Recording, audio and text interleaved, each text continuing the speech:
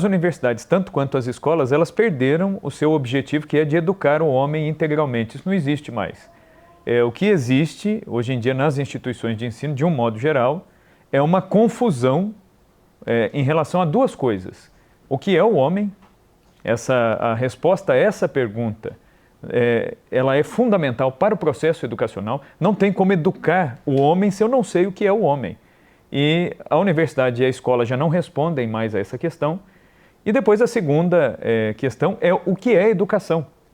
Se nós formos buscar lá nos gregos antigos, qual é o fundamento da educação? Os gregos antigos, eles vão dizer lá, Platão, Aristóteles, vão mostrar qual era a visão de educação que se tinha. O que é educar uma pessoa? Se nós pegarmos lá a visão platônica de educação, educar a pessoa é formar a pessoa para a virtude. Para a virtude, você forma o indivíduo para o bem. E o grego, ele tinha uma consciência que o que significa formar o indivíduo para o bem? É formar o indivíduo para o serviço da polis. O grego, ele é o cidadão, ele é o indivíduo que deve administrar a polis, ele deve preparar-se intelectualmente, mas também fisicamente. Porque o cidadão, ele vai defender fisicamente, ele é o soldado que vai defender fisicamente a sua cidade, mas ele é também aquela cabeça pensante que vai gerir o que está dentro daquela cidade. E aí, quando vem o cristianismo ele se apropria desta visão, que é uma boa visão que os gregos tinham.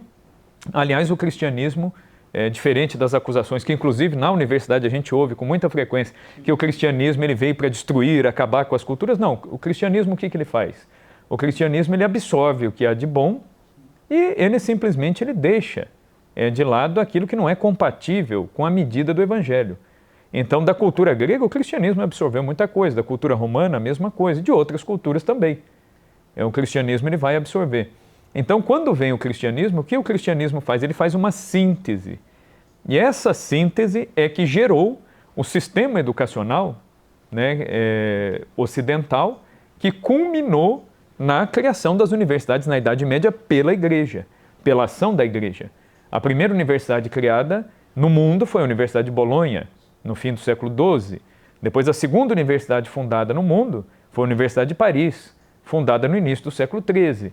E veja que a Igreja era acusada pelos iluministas de ser a grande inimiga da cultura, do conhecimento. Os iluministas vieram com essa história.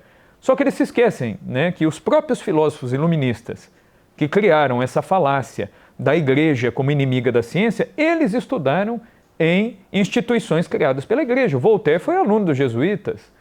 O Rousseau foi aluno de colégio de padre. Então, quer dizer, esses sujeitos que criaram esse mito, essa lenda negra da Igreja como inimiga da ciência, como aquela que persegue e tortura cientistas, etc. e tal, eles criaram essa ideia de uma educação mutilada. Agora, a visão católica de educação é aquela visão que pegou a visão do homem grego, ou seja, eu vou educar para a virtude, para o bem da cidade e para a gestão dos bens temporais, assim o grego pensava que deveria ser educação. E aí, por exemplo, quando vem um Santo Agostinho, lá no início, que falece lá no início do século V, o que Santo Agostinho vai dizer? A verdadeira educação, ela é um árduo processo de purificação moral para alcançar a verdade.